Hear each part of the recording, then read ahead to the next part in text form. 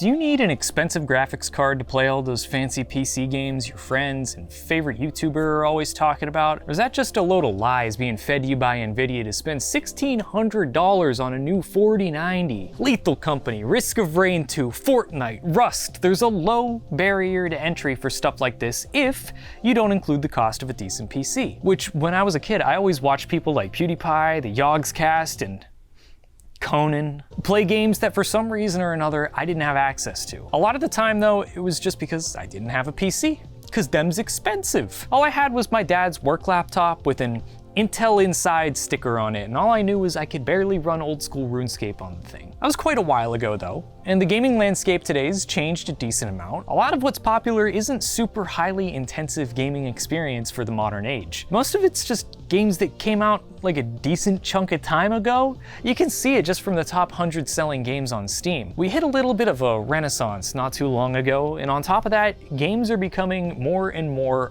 optimized. Not all of them, but the minimum specs for a lot of more recent games that might actually surprise you. I decided to do a little canoodling on your behalf. That's right, you can, with an incredibly popular, albeit dated, graphics card, the NVIDIA GTX 970. Full disclosure, to keep things decently modern, I'm going to be pairing it with a Ryzen 7 7800X3D for the CPU, and that might seem like overkill at first, but just hear me out.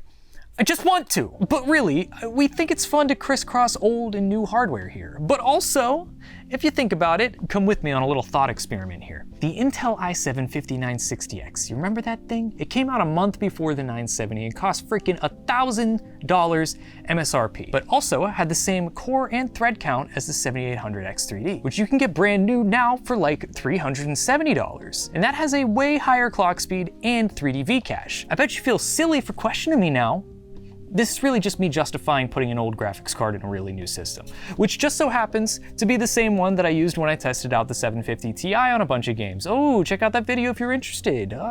So yeah, this old girl's got the GTX 970, 7800X3D, and about 32 gigabytes of DD Mega DDR5 memory. I don't know why I said maybe.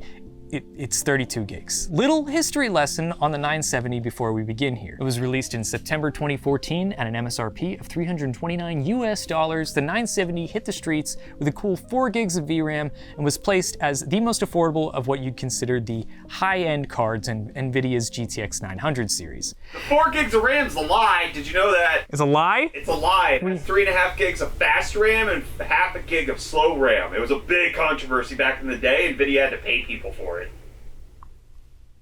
Huh. It still receives modern driver updates. No applause there, I guess, since it's based on Maxwell architecture. And that also means that it supports DX12. Time's gonna be up pretty soon though on those drivers. Support's gonna be ending soon since we're approaching the 10th anniversary of its release, and the cracks are starting to show a little bit. We got this one for 75 bonerinos on eBay, but you can find plenty of used ones that aren't this limited edition green MSI boy for nearly half the price, which is low. And that's a good price for stuff you gotta pay for. Nailed it! Ours has one DisplayPort, one HDMI, 2 DVI connectors, along with one 8-pin and a 6-pin connection for the power supply. Also, this card just so happens to be what NVIDIA considers the baseline for modern VR gaming, at least according to the GeForce Experience software. But if that's so true, then how'd I prove you can play VR chat on the 750 Ti, huh? Oh, I didn't? It's embarrassing that I'm even bringing it up because it didn't work? Right. Regardless, once I had the 970 all nuzzled in and ready to go, I tippy-tapped my way on over to systemrequirementslab.com, downloaded their spyware, and 215 months out of date? Wait a minute, that's not possible.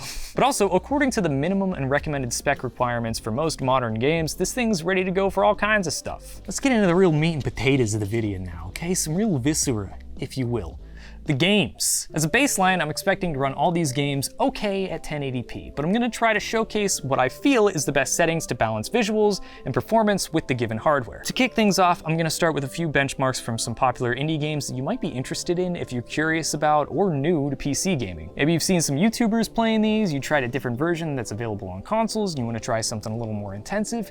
Here's what a super affordable graphics card can deliver on those games. This first one's a little game called Minecraft. I don't know if you've ever heard heard of it. It's pretty underground, no big deal. I had to carry a briefcase full of Lego frogs across state lines before Mojang gave me access codes to this bad boy back in the day. It was all worth it. This game was the reason I wanted a PC. I had this old desktop in my room that was horrible. It ran the game at like 5. I swear I'm not exaggerating. But using a 10-year-old graphics card, this game's able to get 94 average frames at 1080p on fancy graphics settings with a render distance set at 12 chunks during a TNT benchmark, even though it bottoms out super low because of all the animations on screen. But I also downloaded this Hogwarts map from Harry Potter, which was way less demanding, and I was averaging like a way steadier 118 frames. Lethal Company is a little newer to the indie game scene, but the only way to play right now is on a PC, and just seeing how funny it is to watch people play it, I know fellas gotta be itching to boot this thing up for themselves. The GTX 970 was able to love the company at 1080p, keeping an average of 171 frames during the mission I first tried. Seeing how well it performed, I figured, frick it,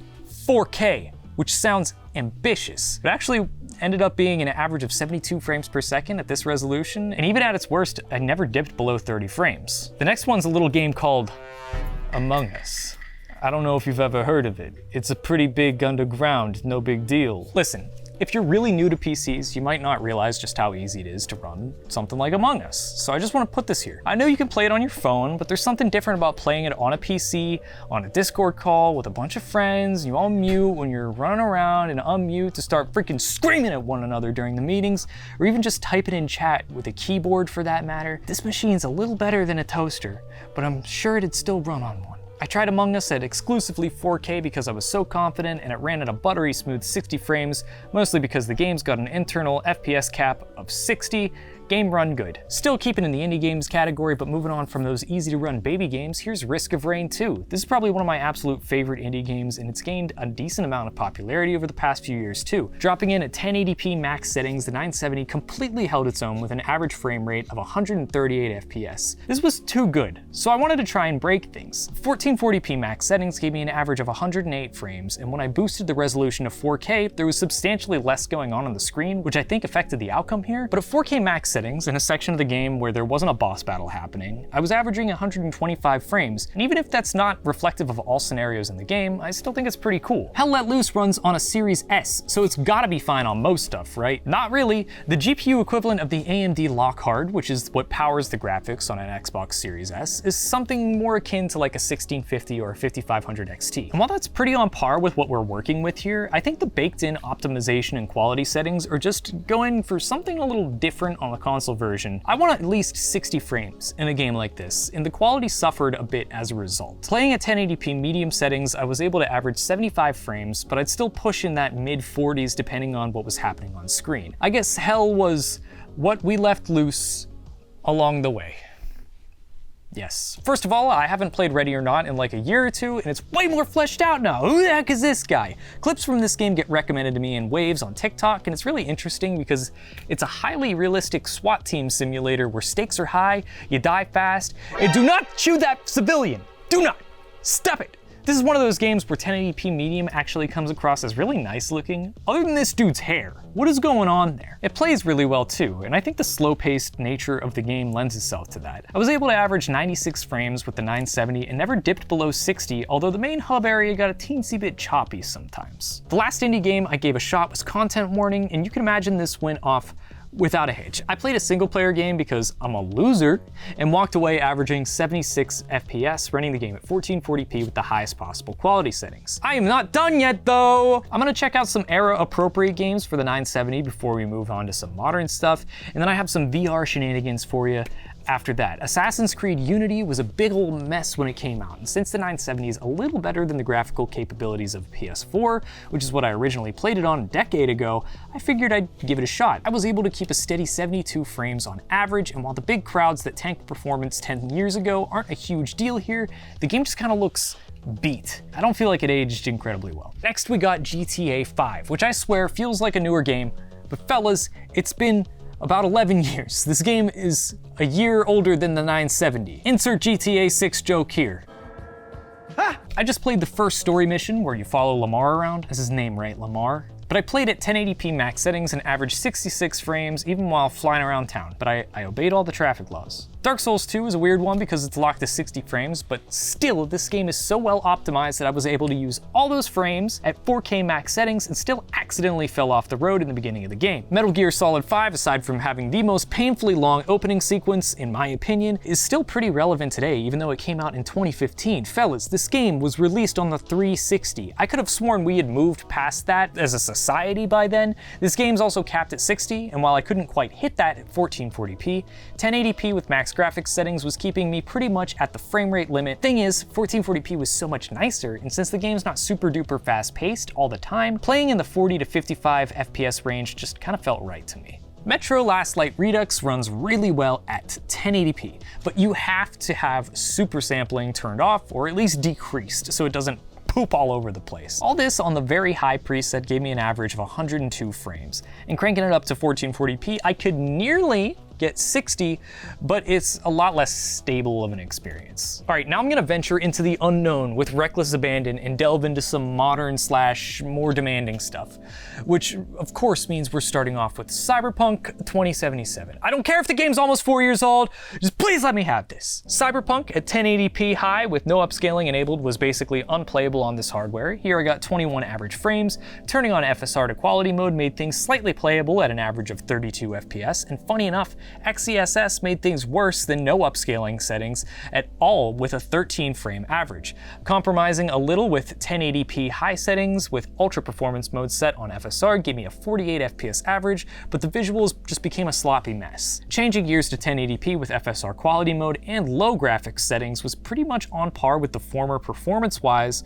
but looks way better, and I think this is the ideal way to play this with this hardware. Then I decided to fully cosplay as a Steam Deck since Cyberpunk has this Steam Deck graphics preset, and I dropped the resolution to 1280 by 800, since that's the native resolution of the deck. This definitely gave the game the best performance out of everything else I tried at an average of 62 frames per second, but I don't know, it's just way too fuzzy for me to enjoy properly. Fortnite time! Fortnite time! Just because the 970 supports DX12 today doesn't mean you should be using it. I ran Fortnite at 1080p medium settings at DX12 mode and averaged 32 FPS. Brother, it was horrible. I even tried 720p and I could barely hit 60. It runs great on DX11 though. I lost the benchmarks for it, but it was like dramatically better. You wouldn't know the difference visually, especially on hardware this old. Helldivers 2 was a little rough, not gonna lie, but if you're willing to swallow your pride, run at a low graphics settings on performance mode, then you can definitely play the game. FPS was kind of all over the place, but never dipped too far below 50 and topped out at a little over 90. Overall,